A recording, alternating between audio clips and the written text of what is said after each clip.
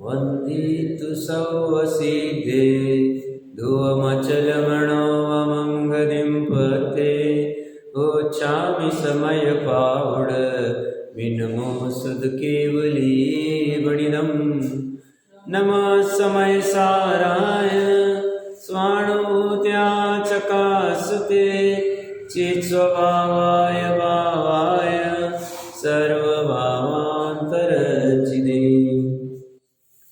समय साथी ग्रंथालय के सर्वविशुद्ध ज्ञान अधिकार के ऊपर अपनी चर्चा चल रही है। 204 नंबर के कलश में आचार्य देव समझाते, करुणा उत्पन्न हुई उनको हमें समझाने की कि कुछ भी करके हम समझ जाए। क्या समझाते हैं? उस आत्मघाती को समझा रहे। कौन आत्मघाती है? जो एकांतवादी हो गया। क्या एकांत कर रहा है? कि कर्म का भाव, कर्म का कर्ता कर्म है, प्रकृति परद्रव्य, ऐसा जो मानता है उसे आत्मघातकी कहते हैं। वह अज्ञान से मुद्रित और उसको उसके ज्ञान की संशुद्धि के लिए अभी 13 गाथाएं आएगी। आज प्रारंभ होगी, कल हमने कर लिया था 204 कलश के ऊपर विस्तार से चर्चा। 13 गाथा क्या है? मैंने कल कहा था 13 पंथ की गाथा कहो, अपने पंथ की गाथा कहो, मेरे पंथ की गाथा कहो, सुख के पंथ की गाथा कहो, चलेगा। विषय वस्तु समझनी चाहिए, उसका भाव समझना चाहिए कि 13 गाथाओं में वो क्या चर्चा कर रहे हैं, और वो चर्चा समझ में आ जावे, एकांत छूट जावे, कल्याण हो जाए। और ये क्या कर रहा है? अचलित श्रुति को कोपित करता है। क्या मानकर? कि आत्मा भाव कर्म का करता नहीं है, ऐसा मानकर अचलित अनादिकाल से धारा प्रवाह रूप से चलित आने वाली जिनवाणी का कोप करता है। जिनवाणी वस्तु स्वरूप का कथन अनादि से अव्याभाद रूप से चल रहा है। यहाँ पे हुंडा और सर्पणी के जोर से अनेकों बार उसका विच्छेद हुआ। चौथे काल में भी महाविदेश क्षेत्र में एक भी समय के लिए इसका नाश नहीं होता है, निरंतर चलती रहती। वहाँ ऊपर नीचे कुछ नहीं चलता। मैंने कल परसों कहा भले अभी 20 जगह तीर्थंकर जी विहार निर्माण है, बट बाकी 140 जगह पे अभी भी केवली है, सामान्य केवली है, श्रुत केवली है, मुनिराज है, निरंतर गमन। जैसे राम जी के समय में कोई तीर्थंकर थे नहीं, देशभूषण कुलभूषण आदि थे, इसमें क्या बात है? आराम से रह सकते हैं, ऐसा कोई जरूरी नहीं हर समय में रहेंगे। तो चर्चा तो ये चली अपनी, ये जो अपनी 13 गाथा है 599 पेज पे, इसके देखिए ये धुन कैसी लगती है। मैं थोड़ी सी धुन बदल रहा हूँ उसके पाठ करने की, आप लोगों को भी ठीक लगे तो इसी में बोलने का प्रयास करेंगे। कम्मे हिंदू अन्नाणी किज्जदीनाणी तैव कम्मे हिं सुविज्जति जग्गा विज्जति तैव कम्मे हिं सुविज्जति दुःखा विज्जति तैव कम्मे हिं यमिच्छतं निज्जति असंजमं चैव कम्मे हिं भमाडिजति उड्डमो जावि तिर्यलोयं च कम्मे हिं चैव किज्जति सुहासुहं जेत्यं किंचि जम्मा कम्मं कुवदि कम्मं देरि अर्दिति जं किंचि तम्माहु सौजीवा अकारगा होती आमन्ना पुरी सिद्धिया लीलासी इति कम्मं च पुरी समैल सदी ऐसा आयर्य परंपरागदा एहि सिदु सुदी तम्माण को विजयो अबम वचारिदु अम्म उपदेशे जम्मा कम्मं चेवि कम्मं ऐरसदीदि भणिदं जम्मा गादेदि परं परेण गादि जदेय सापयडी एदे बुद्धि परगादणा मेती तम्माण को विजीवो उगाद को अत्यम उपदेशे जम्मा कम्मं चेवई कम्मं गादे दीदी बणिदम् एवं सकुवदेशं जे दुपरुवेंती समसमणा तेंसी पयडी कुवदी अपायक कारगा सवे अवामणसी मज्जम अप्पा अप्पाणमप्पणो गुणदी एसो मिच्च सावो तुम्मं एदं गुणत्तंस अप्पाणिच्चो संकेच पदसो देसी दुदु समयमी नविसो सक्कदी तत्तो ईणो ऐगुय कादुंजे जीवस जीवरूपं वित्तरतो जानलोकमित्तंपु तत्तो सोकिं ईणो ऐगुय कणं पुणदीदवम् अजानगो दुभावो नाणसावेण अच्छदेति मन्दं तम्माणवि अप्पा अप्पयं सुवयमप्पनो कुणदी कर्मयि करे ज्ञानी भी कर्मयि करे कर्मयि सुलाते जीव को यो कर्मयि जागृत करे अरु कर्मयि करते सुखी कर्मयि दुखी जीव को करे कर्मयि करे मिथ्यात्विचोई असंयमी कर्मयि करे पूर्वलोकनु अधरो तीर्यक विषय अरु कुछ भी जो शुभयाशु गुण सर्व को कर्मयि करे करता कर्म देता कर्म हरता कर्म सब कुछ करे इस हेतु से यह सुनिश्चित जीव अकारक सर्व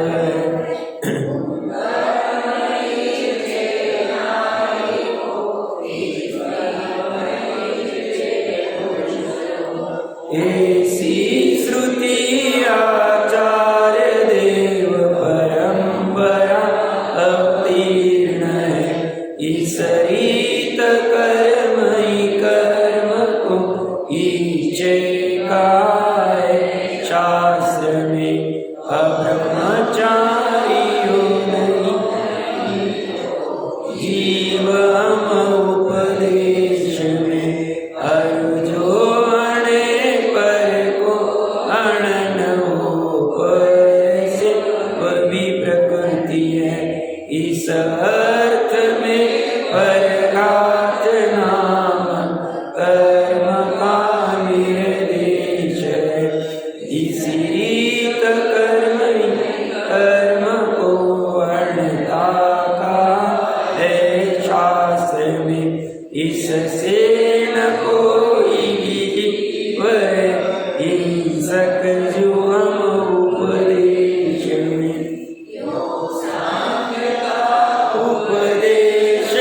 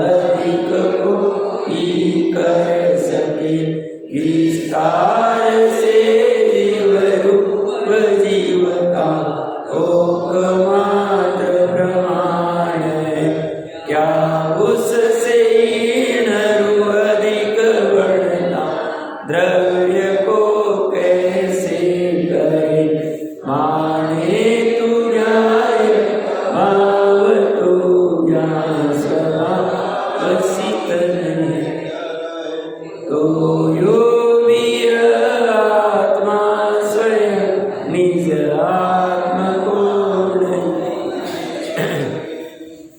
थक गए सब। तेरा गाथा है। देखो आचार्य देव थक नहीं रहे, पहली गाथा से एक ही बात कह रहे, यही चर्चा चल रही है। वो थक नहीं रहे, हमें भी थकना नहीं। सिद्ध चक्र विधान पूजन करते थक जाते, सब इतने सारे वही के वही बोलते रहे, थकना नहीं। कब तक? जब तक कब तक? जब तक दर्शन नहीं हो जाए तब तक थकना नहीं। इन्होंने गजब का काम किया है। देखिए धीरे धीरे विस्तार से चर्चा करेंगे। गाथार्थ तो सामान्य ही, अमृत चंद्र देव ने कमाल कर दिया और निश्चय व्यवहार ने की चर्चा करके जैसे ना आचार्य देव ने भी कमाल कर दिया इसकी टीका में।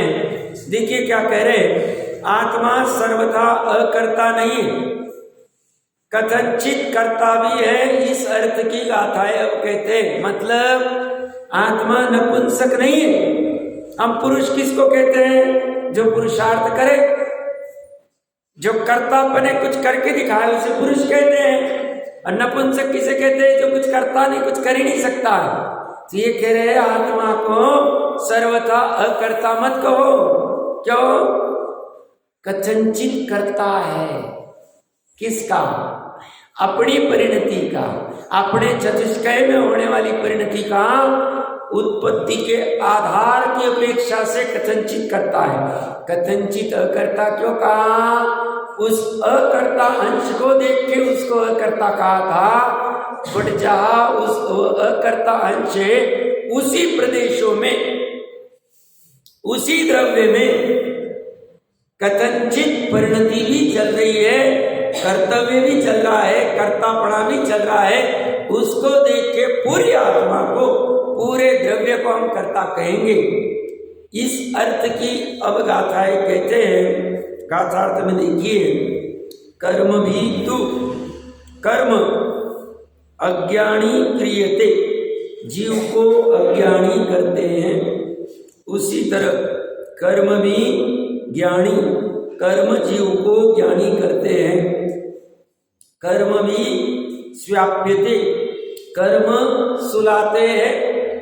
तथा एव उसी तरह कर्म भी जागर्यते, कर्म जगाते हैं। कर्म भी सुखी क्रियते, कर्म सुखी करते हैं। तथा एव उसी तरह कर्म भी दुखी क्रियते, कर्म दुखी करते हैं। कर्म भी च मिथ्यात्वम नियते, कर्म मिथ्यात्व को प्राप्त कराते हैं। च एव और असंयमम नियते, कर्म असंयम को प्राप्त कराते हैं।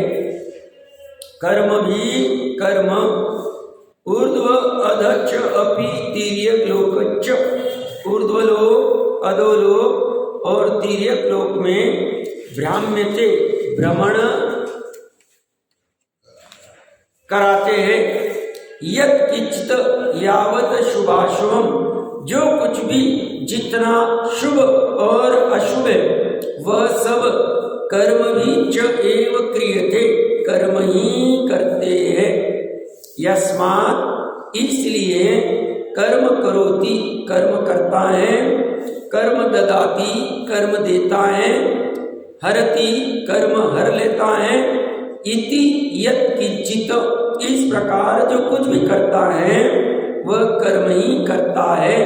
तस्मात् तु, इसलिए सर्वजीवा, सभी जीव अकारका आपन्ना भवंती, अकारक अकर्ता सिद्ध होते। सभी जीव क्या है? अकर्ता है। ये सब कौन मान रहा है? तो नीचे कहेंगे। ये सब सांख्यमती तो मान ही रहा है, बट श्रवण, श्रवण मतलब श्रवणाभास, मुनि बना लेके 321, 322, 323 वहां भी श्रवण को आड़े हाथ लिया, यहाँ भी ले रहे। श्रवण को आड़े हाथ ले रहा है, द्वेष नहीं कर रहे। तो कह रहे वस्तु स्वरूप के अनुसार हम कह रहे। और जब श्रवण की इसी भूल हो सकती है तो सामान्य जनों की क्या हालत। अब तरकीब से देखेंगे, यहाँ 8 कर्मों की चर्चा है। आठों कर्म कुछ ना कुछ कराते हैं। तरकीब से देखना चाहिए। कर्म से अज्ञान होता है, कर्म से ज्ञान होता है। ज्ञानावरण कर्म की बात आ गई। ज्ञानावरण का उदय रहेगा तो ज्ञान नहीं होगा, ज्ञानावरण का क्षेम होगा तो ज्ञान हो जाएगा। क्या करें साहब, ज्ञानावरण का ही। हम तो और महाभागे, हम कहते हैं बादाम खाएंगे तो ज्ञान बढ़ेगा। हम क्या मानते, बादाम खाने में बाधा नहीं, मानने में बाधा। खाने में कौन रोक रहा, जो भक्ष्य खाओ आराम से। बट मोमरा बादाम खाएंगे तो बुद्धि ज्यादा पैनी हो जाएगी। कहां से लेके आए भैया, ऐसा होता नहीं। भ्रम को दूर करो जल्दी से। एप्पल खाएंगे तो ये रहेगा वो रहेगा, ऐसा कुछ नहीं करना। मानना नहीं है, खाने में बाधा नहीं। क्या सिखाते बाहर में, ये खाएंगे तो ये विटामिन मिलेगा, ये खाएंगे तो ये प्रोटीन मिलेगा। सब हम खा रहे हैं फिर भी ये विटामिन नहीं, फिर भी डॉक्टर कह रही है तुम्हारे में विटामिन कम है। अरे उससे विटामिन मिलता ही नहीं। निमित्त नैमित्तिक संबंध में तुम्हारे पुण्य कर्म का निमित्त रूप में उदय होगा। तुम खाओगे तो तुम्हारे विटामिन की कमी नहीं होगी। पाप कर्म का उदय होगा निमित्त रूप में, कितना भी खाओगे तो विटामिन बढ़ेगा नहीं। मान्यता को ठीक करना। तो ये क्या कह रहे हैं, आठों कर्मों को घटित कर रहे हैं। दर्शनावरण को तो घटित नहीं किया है, बट कर्म से ज्ञान होता है, कर्म से अज्ञान होता है। ज्ञानावरण की चर्चा हो गई, उदय और क्षेम। फिर कर्म सुलाते हैं, कर्म जगाते हैं। सॉरी, दर्शनावरण भी आ गया। निद्रा निद्रा निद्रा प्रचला प्रचला आ गया। फिर कर्म सुखी दुखी करते, वेदनीय आ गया, साता वेदनीय। फिर कर्म मिथ्या तो कराते, दर्शन मोह आ गया। कर्म अविरति कराते, चारित्र मोह आ गया। अविरति से हिंसा, चोरी, क्रोध आदि सब होते। तो मेन तो ज्ञानावरण आ गए, दर्शनावरण आ गए, मोहनीय के दोनों आ गए, साता आ गए।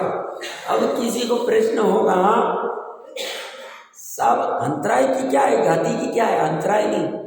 अरे अंतराय का काम क्या है? पुरुषार्थ करना। अंतराय का उदय रहेगा तो पुरुषार्थ नहीं होगा, वीर्य गुण। और अंतराय नहीं रहेगा तो पुरुषार्थ हो जाएगा।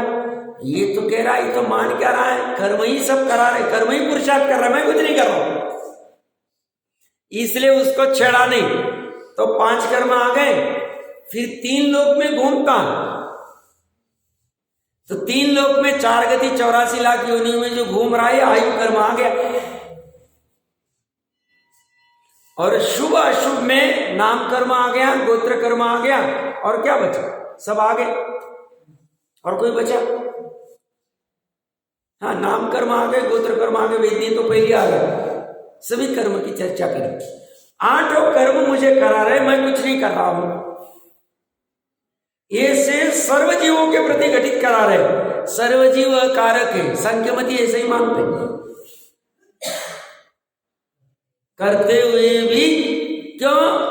उन्होंने मात्र ध्रुवता को ही पकड़ लिया, उन्होंने मात्र अपरिणामी को पकड़ लिया।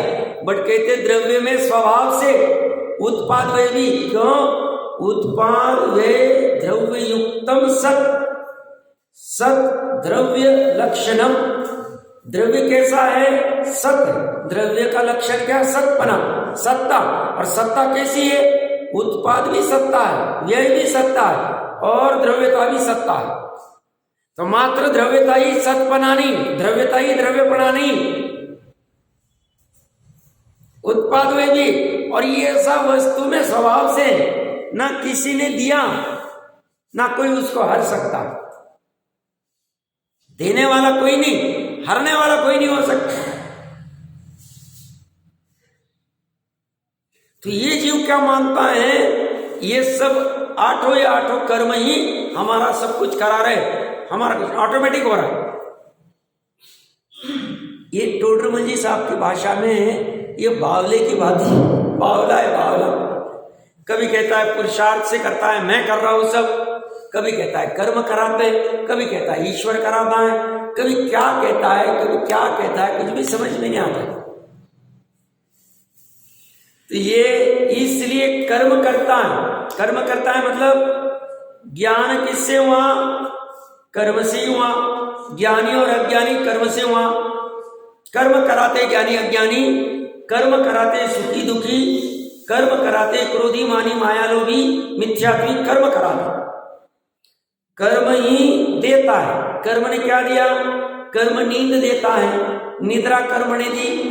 कर्म ने ही हरा लिया, कर्म ही निद्रा को हराता है। कर्म ही सुख देता है, कर्म ही दुख देता है। कर्म ही सुख को हराता है, कर्म ही दुख को हराता है।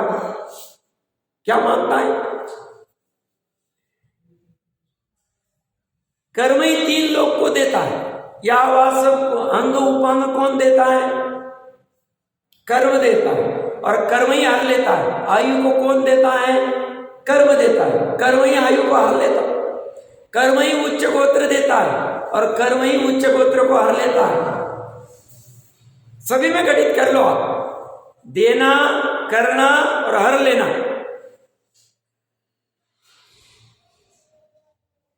सब कर्म करो। और समझाते भी लोग व्यवहार में चलता है ना, कोई बहुत माथे को हाथ लगा के बैठा है, क्या करूं साहब, इतनी मेहनत करता हूं, पैसे नहीं आते। कुछ नहीं, कर्म का उदय अच्छा हो जाए तो आ जाएगा, पैसे आ जाए। तो वो क्या करते हैं? कहते हैं कर्म ही करता है, कर्म ही देता है, कर्म ही हर लेता है। इस प्रकार जो कुछ भी करता है वह कर्म ही करता है।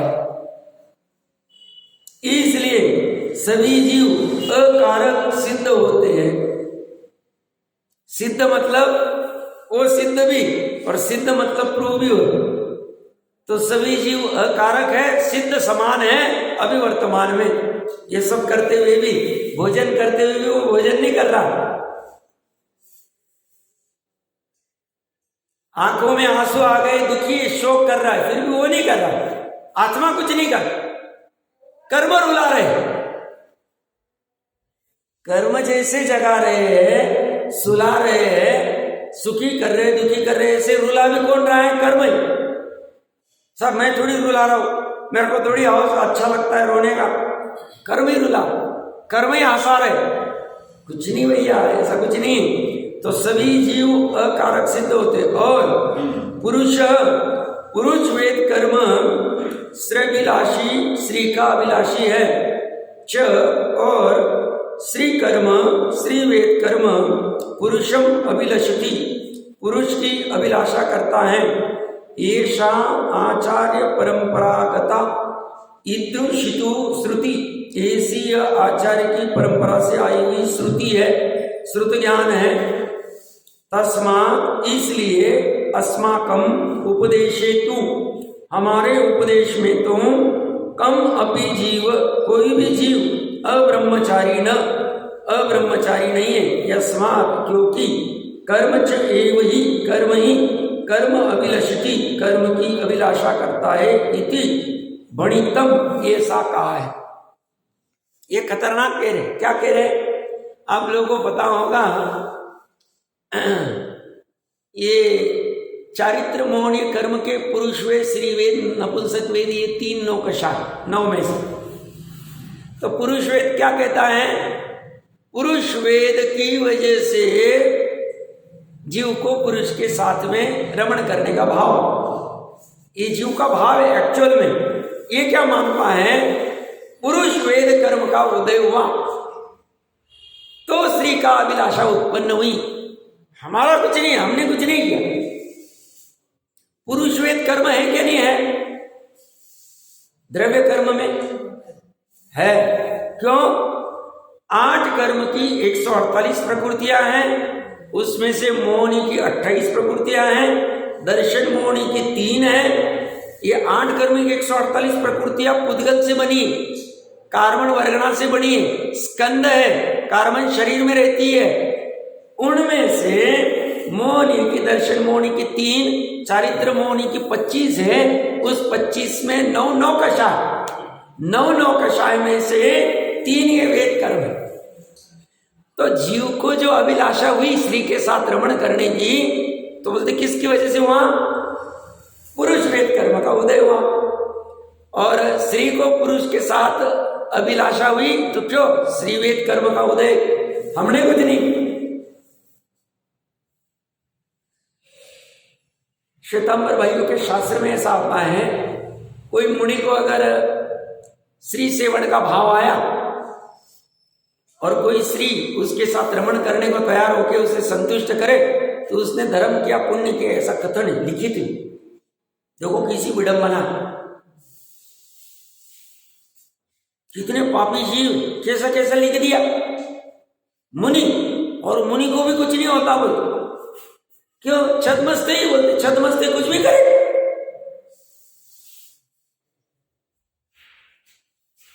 और ऊपर से क्या लिखते, गंधर्वों का कथन किया बोलते, गंधर्वों ने लिखा है। देखो माँ बाप, गंधर्वों को कुछ काम ही नहीं, गंधर्व का स्वरूप ही नहीं समझ, कैसा होना चाहिए, किसकी क्या भूमिका है, कुछ भी नहीं।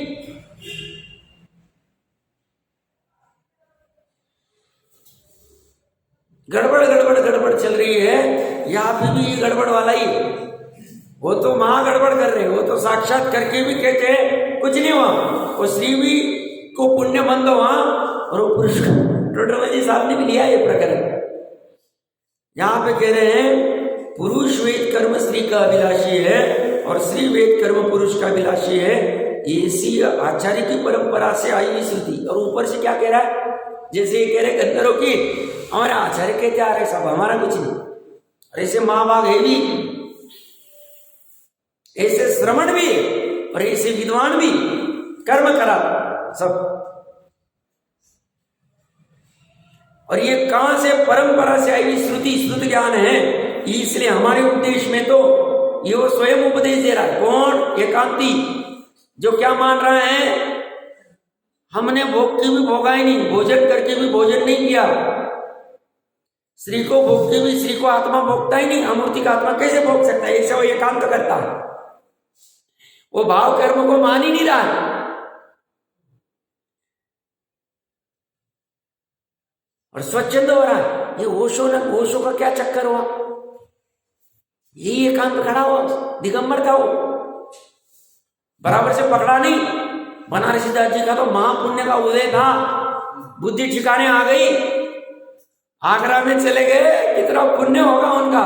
उनको बोला 14 गुना स्नान पढ़ो, और समझ में आ गई मची ठीक समय सार के परिशिष्ट में अध्यात्म के शास्त्र में करना योग लिख दिया, अध्यात्म के शास्त्र में चरना योग लिख दिया।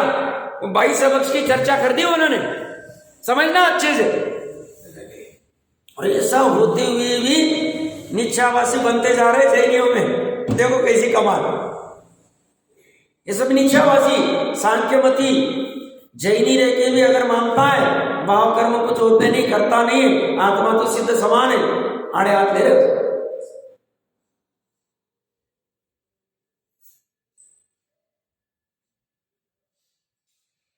क्या कह रहे हैं, इसलिए हमारे उपदेश में तो कोई भी जीव अब्रह्मचारी नहीं है, सभी ब्रह्मचारी।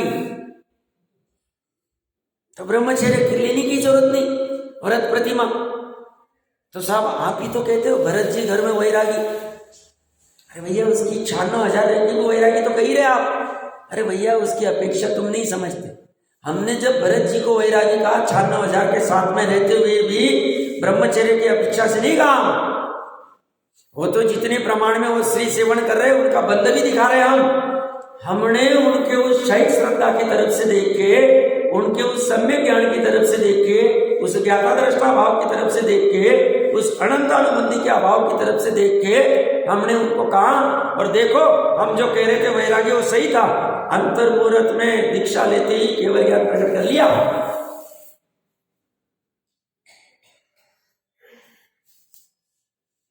अब तुम्हें उनका वो स्वरूप समझ में नहीं आता, हमारी थोड़ी गलती। वो श्री के साथ में रमते हुए भी नहीं रम रहे हैं क्योंकि उनकी श्रद्धा ठिकाने। तेरी श्रद्धा का तो कोई ठिकाना ही नहीं, तुझे तो मैं अनंत गुणों का समरूप शुद्ध आत्मा में तो प्रतीति हुई नहीं। तो बोलता कौन शुद्ध, कौन आत्मा, कितने गुण, कुछ भी पता नहीं तुझे। और तू कह रहा है वो भरत जी ऐसा करे तो मैं भी ऐसा करके भी मैं भी वैरागी हूं घर में।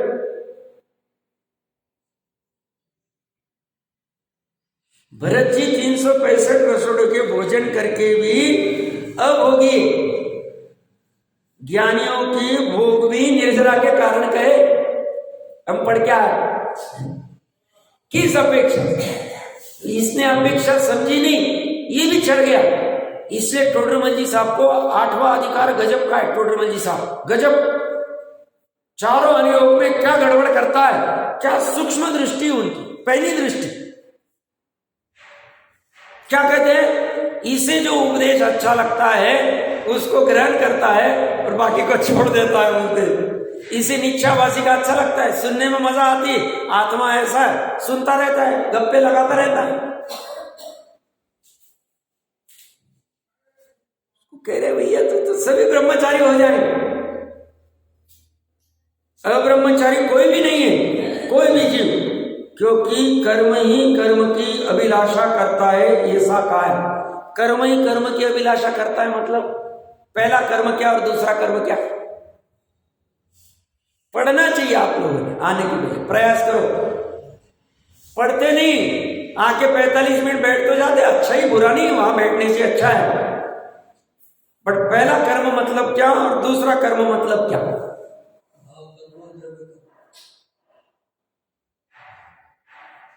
और प्रयास करो, प्रयास तो कर रहे हैं, अच्छी बात, प्रयास करना चाहिए, गलत भी रहा तो कोई बाधा नहीं।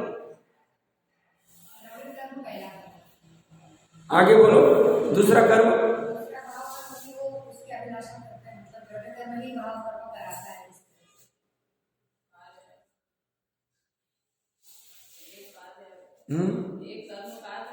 एक कर्म नहीं, पहला वाला कर्म द्रव्य कर्म बराबर कह रहे, वो कर्म ने ही कर्म की अभिलाषा करता है, तो एक अपेक्षा से उसको भाव कर्म ले सकते, दूसरा वाला कर्म या तरकीब से लेना है तो नौ कर्म भी ले सकते।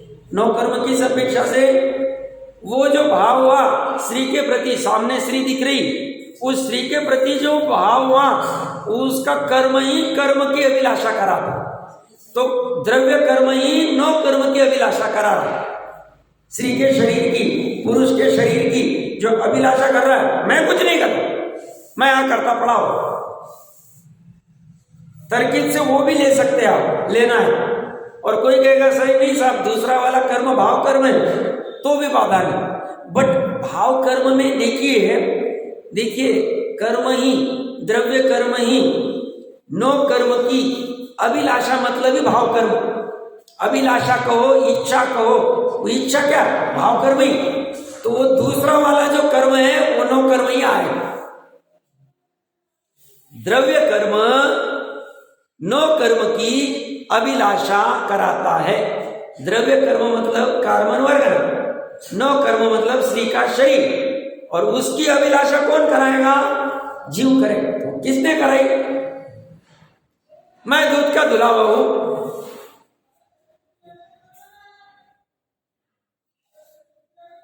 ये सब कहां है। और यस्मात् परम हंति, जो पर को मारता है, च और परेण हन्यते, जो पर के द्वारा मारा जाता है, सा प्रकृति, वह प्रकृति है। एतेन अर्थेन किल, इस अर्थ में परघात नाम इति भण्यते, परघात नाम कर्म कहा जाता है। तस्मात्, इसलिए अस्माकम उपदेशे, हमारे उपदेश में, कम अपि जीव, कोई भी जीव, उपघातक न अस्ति, उपघातक मारने वाला नहीं है। यस्मात्, क्योंकि कर्म च एव ही, कर्म ही कर्म हंति, कर्म को मारता है। इति बणितम, ऐसा कहा है। अब ये कुंद देव की गजब कमाल है।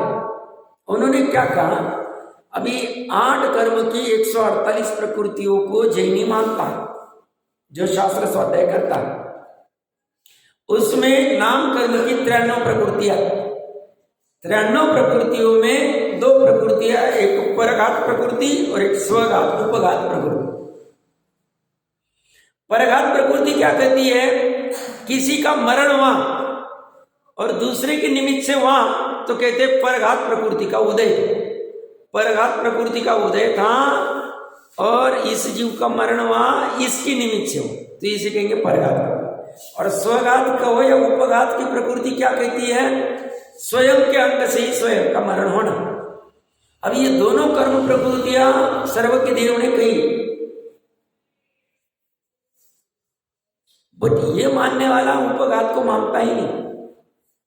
ये क्या कहता है, जो कुछ हो रहा है पर से हो है, मैं कुछ नहीं करता, मैं यहां करता हूं। कहते तूने उपघात किया, सोच स्वयं से माना। इसलिए कह रहे हैं जो पर को मारता है और जो पर के द्वारा मारा जाता है, मतलब मैंने पर को मारा, वो उसके परघात नाम कर्म के उदय की वजह से, मैंने कुछ भी नहीं किया। तो किसी को भी जेल नहीं होगी, किसी को भी फांसी की सजा नहीं होगी, कोई भी किसी को मारता बैठेगा, सब मैंने कुछ नहीं किया। आत्मा थोड़ी कुछ करता, आत्मा तो वह करता है। ये उसके परघात नाम कर्म का उदय था, इसलिए उसको मारा, वो मरा, उसने मारा परघात नाम कर्म ने।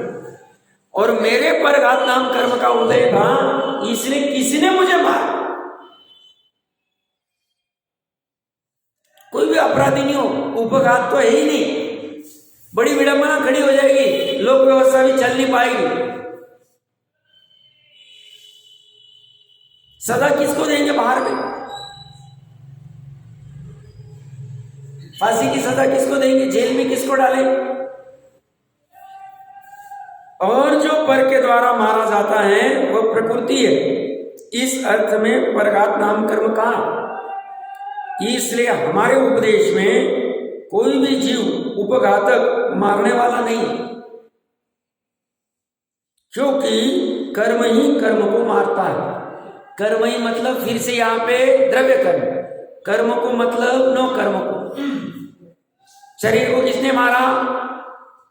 देखो ये साइलेंट रहता है, साधवादी ये लगा लेता है और बराबर वस्तु स्वरूप के अनुसार ही लगाए। इन्होंने ये लिखेंगे नहीं हर समय में, क्योंकि इनके गाथा में लिमिटेड शब्द है, बार बार लिखेंगे नहीं द्रव्य कर्म ही नो कर्म को मारता है, फला नहीं करता, ऐसा लिखेंगे नहीं। हमें समझते आना चाहिए।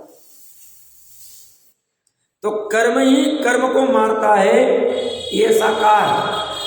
आचार्य देव कहते हैं कि एवं तो इस प्रकार ईदृशम सांख्योपदेशम, ऐसा सांख्य मत का उपदेश। सांख्य मत सम्यक की मिथ्या है, सब पता नहीं, हमने पढ़ा नहीं, तो पढ़ लेना चाहिए। टोटरमल जी साहब ने सरल भाषा में लिखा हुआ, पांचवें अधिकार मोक्ष मार्ग प्रकाश।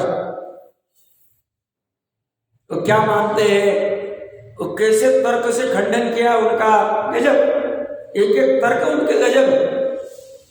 तो वो कह रहे ईदृशम सांख्योपदेशम, ऐसा सांख्य मत का उपदेश, ये श्रवणा, जो श्रवण जैन मुनि प्ररूपयंती, प्ररूपित करते हैं, ऐसा उनके मत में प्रकृति करोति, प्रकृति ही करती। प्रकृति करती मतलब परद्रव्य ही करता है, कर्म प्रकृति ही करते, आत्मा कुछ नहीं करता है। आत्मा पाप भी नहीं कर रहा है, पुण्य भी नहीं कर रहा है, शुभ भी नहीं कर रहा है, अशुभ भी नहीं कर रहे, कर्म कर रहा है। कर्म का उदय रहेगा तो मैं जिन मंदिर में देव पूजा गुरु पास्ती करने आ जाऊं, स्वाध्याय करने आ जाऊं, कर्म का उदय नहीं साहब, इसलिए मैं आया नहीं आज देव पूजा गुरु पास्ती करने। सभी वही करा रहे। गजब का है, क्या गजब गाथा लिखी। देखिए ये कौन कर रहा है? जैन मुनि श्रमण। इन्होंने श्रम क्या करना चाहिए ना, कोई भार उठाना था, 150 किलो का कोई बोरी उठानी थी। श्रम क्या करना था? वस्तु स्वरूप को जानने का श्रम करना था। फिर कपड़े उतारने थे, कपड़े फटाफट उतार दिए और बराबर अर्थ समझा नहीं, यही प्ररूपना कर रहे और झांसे में आ रहे श्रोता लोग भी और मान बैठे।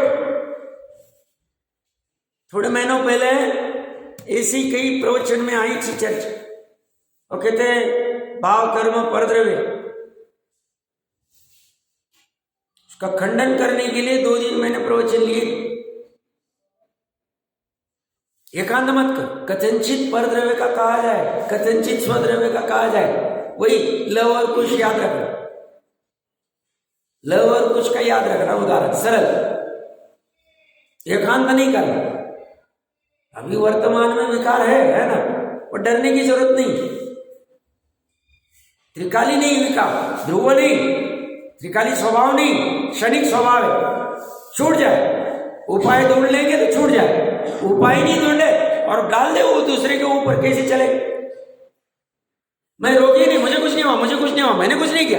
अरे भैया पहले मानोगे नहीं, वो शांति पथ प्रदर्शन 9 स्टेप दिए, मानता ही नहीं। अब मानेगा नहीं तो सुधरेगा कैसे?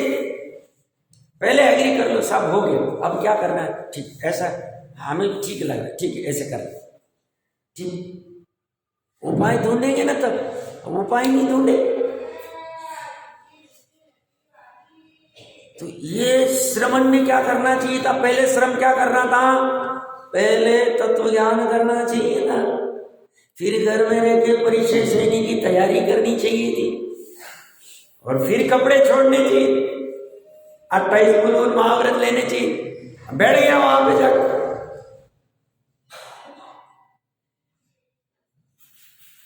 ये श्रवणाभास, श्रवणाभास ये शब्द मेरे ख्याल से अमृतचंद्र देव ने यूज किया है टीका में। तो ये जो श्रवण जैन मुनि प्ररूपयंती, प्ररूपित करते हैं, हाँ श्रवणाभास शब्द यूज किया अमृतचंद्र देव ने। अगले पेज पे अगर देखेंगे तो लास्ट लाइन, अर्थ को न जानने वाले कुछ श्रवणाभास, 604 नंबर पेज पे। श्रवण नहीं, श्रवण का आभास है। कपड़े उतार दिए, हमें तो भ्रम में चले गए। तुमने कपड़े सफेद पहन लिए, ये पहन लिए, गेरू कलर के पहन लिए, हम तो परेशान हो गए। अरे हमारी भी मति का प्रॉब्लम उपादान का ही, उपादान ने निर्णय नहीं किया ना, सब निर्णय किया हमारे पास बुद्धि का। उतनी तो बुद्धि चाहिए, व्यापार करने बैठे हो तुम मोक्ष मार्ग का, सुखी हो ना, तो उतनी तो बुद्धि लगानी पड़ेगी। ये क्या कह रहे हैं? जो श्रवण जैन मुनि प्ररूपित करते, उनके मत में प्रकृति ही करती है और आत्मा तो सबका अकारक ऐसा सिद्ध होता है, ऐसा प्रूव होता है, अथवा कर्तृत्व का पक्ष सिद्ध करने के लिए। अब ये क्या करता है? ये पहला, और ये मिथ्या, जैसा नीचे कहेंगे। और कुंद ने नहीं कहा तो भी अमृतचंद्र टीका में स्पष्ट करेंगे, ये वाला भी मिथ्या है। कौन? कर्म सुलाते वाला। अब ये दूसरा वाला श्रवण कौन है? जो कहता है सर्वथा कारक नहीं कर, उसने बीच का रास्ता, उसने क्या कहा? आत्मा के 2 भेद किए उसने। पहले वेद में उसने क्या किया? आत्मा का काम आत्मा करता है, द्रव्य का काम आत्मा करता है। और दूसरा जो पर्याय में या किसी में कुछ हो रहा, मैं नहीं कर रहा हूं, कर्म कर रहा है, उसने 2 कर्ता बना दी। वो कहता ये भी मिथ्या दृष्टि है, क्योंकि द्रव्य का करने जैसा कुछ है ही नहीं, क्योंकि द्रव्य नित्य है, द्रव्य असंख्य प्रदेशी, लोकाकाश प्रमाण है, तुम करोगे क्या द्रव्य का? गुणों के समरूप द्रव्य में करने जैसा कुछ है ही नहीं बचा। वहां भी उसका खंडन करके कहते हैं ये तेरी गलती है। सिर्फ पढ़ लेते हैं, चर्चा तो बाद में ही करेंगे। मनुष्य यदि तुम यह मानते हो कि मम आत्मा, मेरा आत्मा, आत्मानम, अपने आत्मानम, द्रव्य रूप आत्मा को करोति, करता है, मतलब द्रव्य रूप आत्मा मतलब स्थायी आत्मा, विकार वाले आत्मा को नहीं। ये तत् जानत, तो ऐसा जानने वाले का तुम्हारा एष मिथ्या स्वभावम, यह मिथ्या तो भाव है। यहां पे स्पष्ट कह दी, वो भी मिथ्या तो और ये भी मिथ्या है। यद, जो कि समय सिद्धांत में आत्मा, आत्मा को नित्य नित्य असंख्य प्रदेश, असंख्य प्रदेशी दर्शितम तू बताया गया है। तत् उससे स व हीण अधिकच्च, हीण अधिक कर्तु न अपि शक्यते, नहीं किया जा सकता, छोटा और बड़ा नहीं कर सकते, नित्य एक जैसा है, कुछ भी कमी नहीं, तो ज्यादा करने की जरूरत नहीं, कुछ भी ज्यादा नहीं, कम करने की जरूरत नहीं। और असंख्य प्रदेशी, तो असंख्य प्रदेश में बढ़ाना है कुछ नहीं, कम कुछ करना नहीं, तो कुछ कर नहीं सकते। और विस्तार से भी जीव का जीव रूप निश्चय से लोक मात्र जानो, और उसका विस्तार भी लोक मात्र है। तत् उससे किम से हीन अधिकवा, क्या वो हीन अधिक होता है? हो ही नहीं सकता। क्यों? नित्य को अनित्य कर नहीं सकते, लोक मात्र को एक देश नहीं कर सकते, बढ़ा नहीं कर सकते। द्रव्यम कथम करोति, तब फिर आत्मा द्रव्य को अर्थात द्रव्य रूप आत्मा को कैसे करता है? अथ अथवा यदि ज्ञायक भाव तो ज्ञान स्वभावेण तिष्ठति, ज्ञान स्वभाव से स्थित रहता है, इति मतम ऐसा माना जाए, तस्मात् अपि, तो इससे भी आत्मा स्वयं आत्मानम तु, अपने आत्मा को न करोति, नहीं करता, ये सिद्ध होगा। मतलब त्रिकाली कुछ नहीं करता, पड़ा है, और मैं मात्र त्रिकालु, इससे भी सिद्ध नहीं होगा। तो आत्मा कुछ करता ही नहीं, मतलब अपरिणामी सिद्ध होगा पूर्णता। तो ये तीनों मत खराब है, तुम्हारी मान्यता ही गड़बड़ वाली। ये जो अंतिम वाला पैराग्राफ है गाथार्थ का, उसमें क्या उन्होंने चर्चा की थोड़ी समझ के, फिर अमृतचंद्र देव ने अच्छे से खोला इसको, उसके विस्तार से चर्चा करते हैं।